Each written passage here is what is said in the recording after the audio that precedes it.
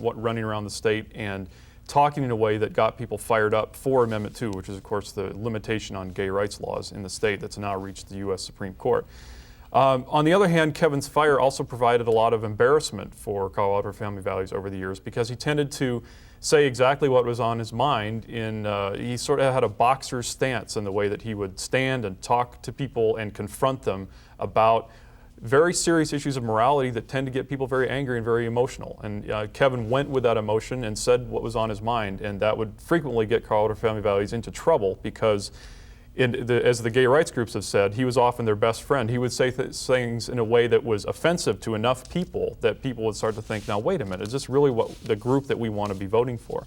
Now he's saying that Colorado Family Values is continuing to focus only on the issue of gay rights, or as they call it, special rights, and that he has since expanded his interest into larger constitutional issues, the kinds of things that State Senator Charles Duke is working on, that says states' rights have been usurped by the federal government and they have come in and stepped on our toes and taken over things that are not in the federal Constitution. So he wants to start working on those and wants to consult around the country, probably on gay rights issues, but also on these other things that he wants to talk about. Will Perkins will kind of guide and lead?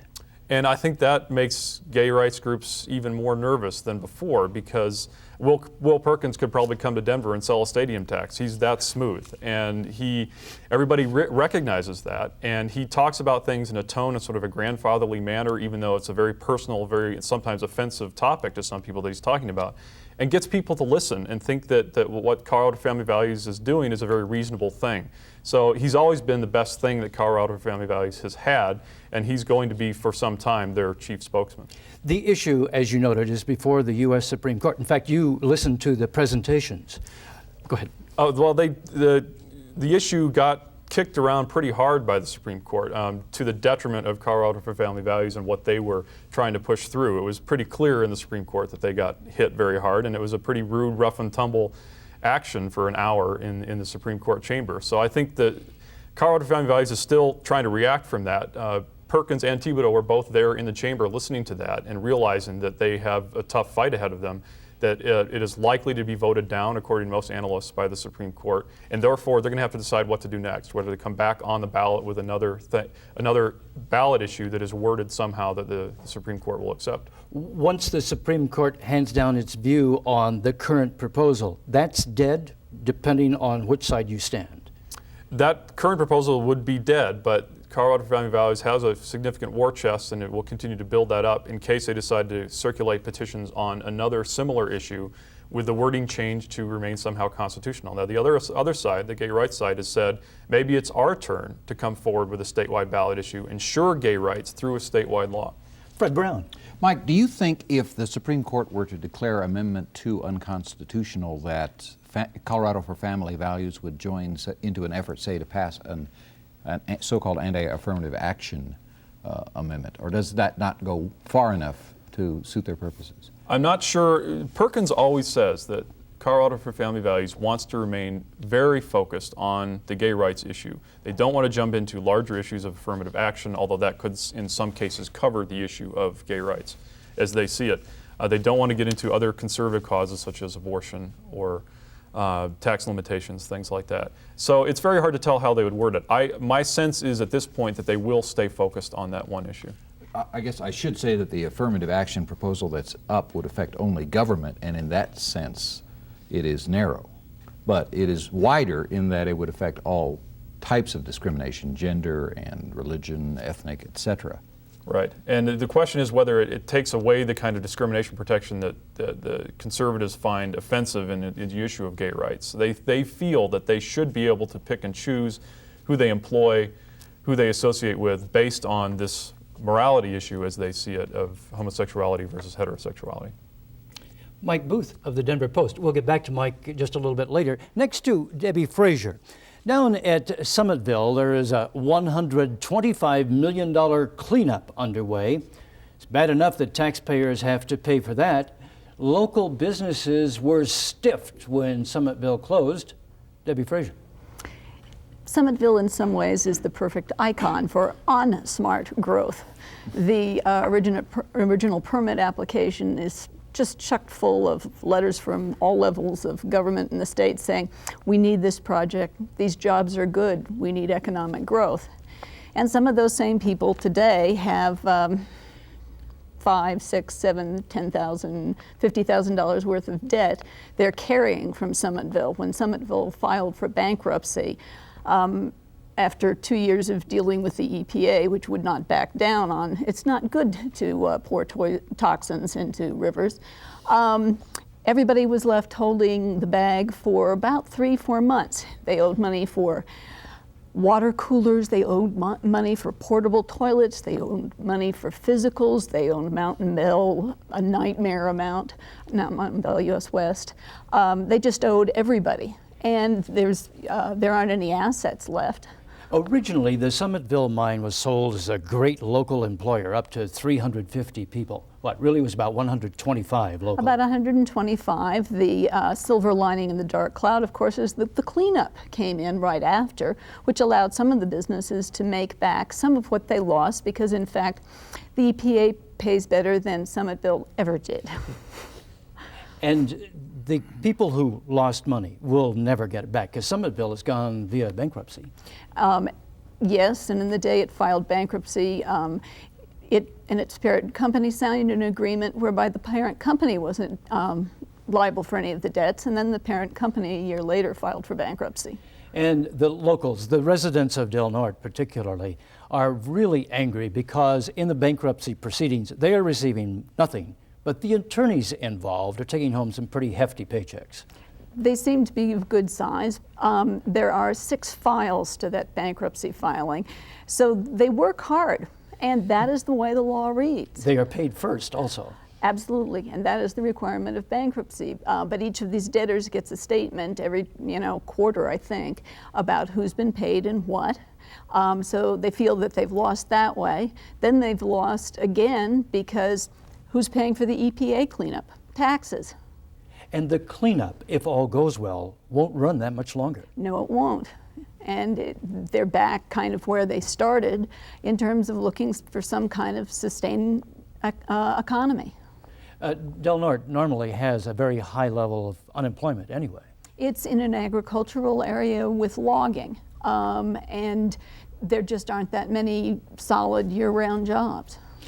Debbie Frazier, EPA and its impact on the state can be substantial. If there are substantive cuts in their budget, EPA will do less in the state of Colorado. State Health Department kind of has its hands tied on some of the big pollution issues. Absolutely.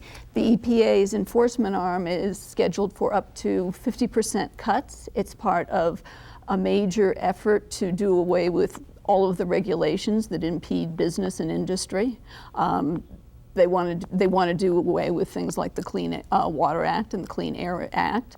They've already put that funding in. They've wanted to do away, of course, with the National Biological Service, which provides the research that says, yes, fish die when there's cyanide in the water. Now, the state has come up with more regulations than before, but it's difficult for them because some of the harder regulations are federal regulations. And for instance, one of the agencies that was involved in Summitville, there's no rule against that agency's employees going to work for people they're regulating, like Summitville. And that created quite a few problems, but there's still no rule against it. As the state struggles to deal with these issues, the State Health Department's been fighting that battle, I guess, for nearly 2 decades. Mike Booth, State Health this week said we're going to open some records that haven't been available before. When an unexpected or unexplained death occurs in a hospital or a nursing home in the state, of which there are hundreds, of course, or a serious incident, as I call it, doesn't necessarily result in death, but perhaps a patient is abused by a staff member, or there's a fall when no one was around, when the patient should have been supervised at that point or strapped in. For a long time, the state would investigate, but then they would keep the records to themselves, and they would work it out between the nursing home and the hospital and the state. Now they've finally decided, after some public pressure and some media pressure, to finally open up those records so that once they've investigated and completed their investigation of that particular incident, they'll release a report on it. And the first reports came out earlier this week, talking about 6 different incidents, most of them involving employee problems at the hospital or the nursing home.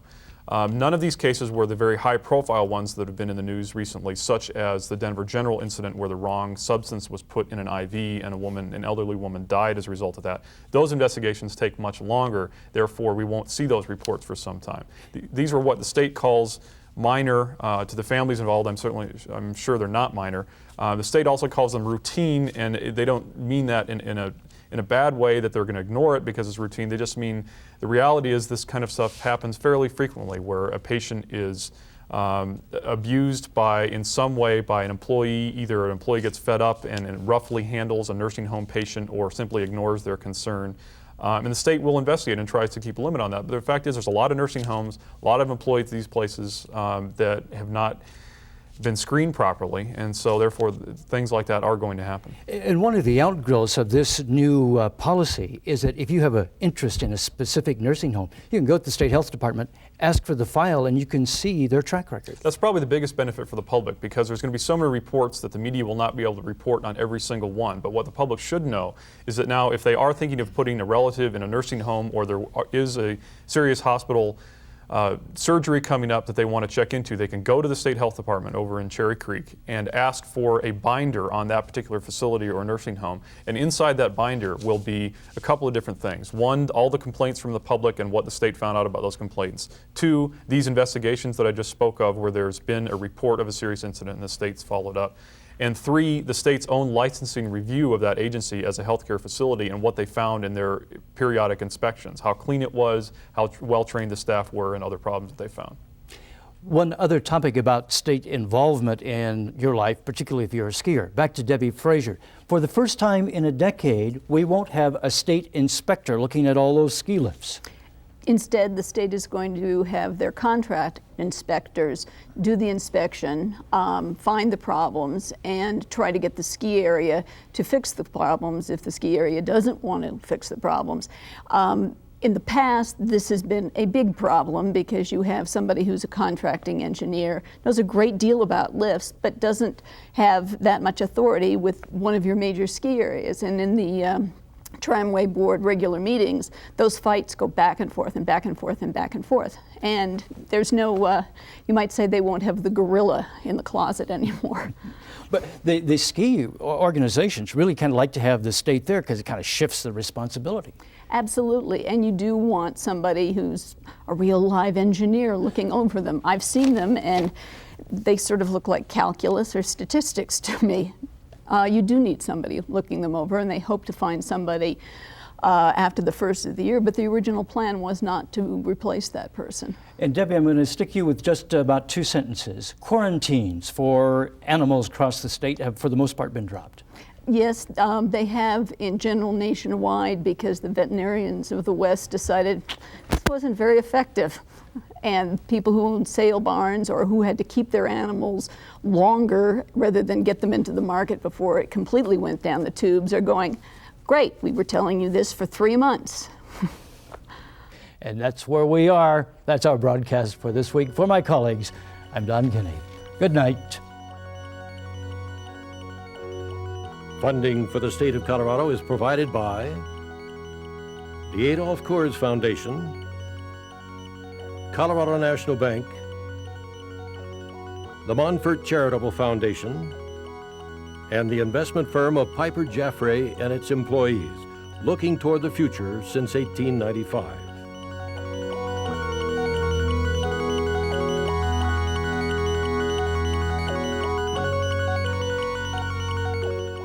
The State of Colorado, now in its 17th year, is produced in cooperation with Rocky Mountain Reflections. The State of Colorado provides background on issues of this week. Friday at 7:30, Sunday at 2:30.